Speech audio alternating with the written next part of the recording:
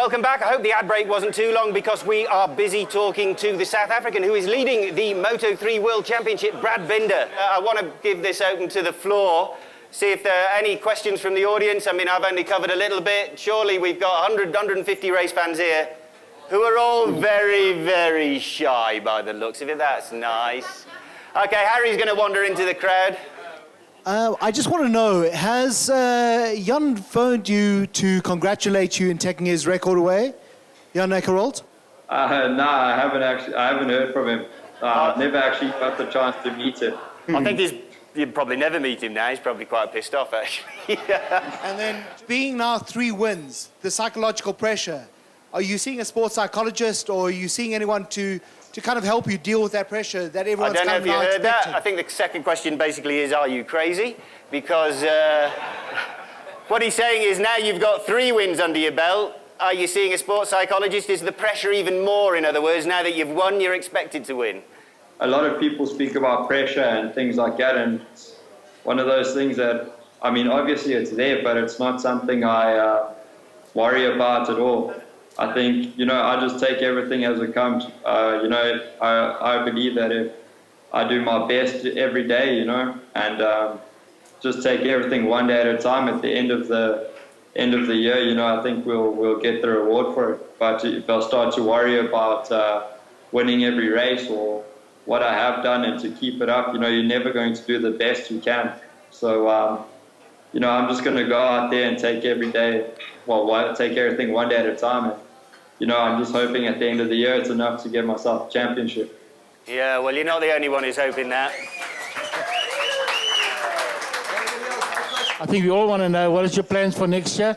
Moto2, or are you jumping straight to KTM to the Premier class? Now, I'm presuming after particularly after Jerez, and then after the next 2 races, there's got to be a few people sidling up to you in the MotoGP paddock, making the right noises about joining the next year. Is anything taking shape yet? You know, we have had a lot of talks already, and I have a lot of options for next year. But, you know, I don't know what I'm doing yet. Honestly, we've got all our offers together, and we're just going to put them all on the table in the next few months and decide what we want to do. But I'm pretty sure I'll be in Moto2 next year.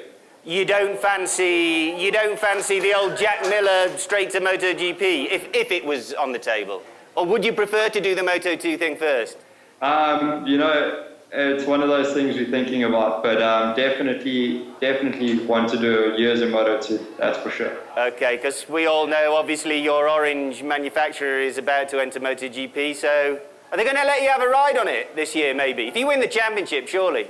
You know, I'm doing a KTM test in Misano in a few months' time. Well, actually, in about a month's time. So, you know, I know the MotoGP team will be there, so I'm going to be having a chat to Mr. Pit Byron to try and give me a couple laps on the big bike.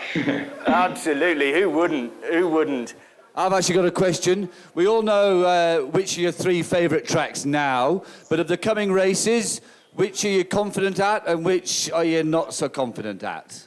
You know, basically my worst track on the whole calendar was Le Mans, and we managed to get a win there. So, you know, that was the only one I was really worried about. And other than that, you know, these next tracks coming up are some of my favorites. I mean, Barcelona is awesome, Assen's good. But, you know, I think my strongest tracks are probably the last 3 or 4. You know, when we go to Phillip Island, Mategi, Sepang, I've always been strong at. So, you know, basically the one I was worrying about was the Mans. And that turned out good. So I think the rest of the year we shouldn't have a problem when it comes to any other tracks. Okay, fair enough. I think I'm going to end it there, Brad. I just got one personal question, really, or a selfish question for the bike show. I presume you're coming back to South Africa towards the end of the year after the season, see family, that sort of thing. With or without an enormous trophy, will you come and visit us live here here at Rim and Rubber and tell us about the rest of the season? Yeah, I mean, of course. I think I'm coming home in December, probably only for the first time. So when I'm at home, I'll stop by for sure. Perfect. Okay, there we go. That's the end of another show, possibly the best show we've ever done. Because of one man who gave us his valuable time, we'll be forever grateful to Brad Binder. I think that's all we got time for now, though, so we had a few other things lined up for you. Brad was far more important. What can I say other than the crew will be back here again next week, so we'll see you then on The Bike Show.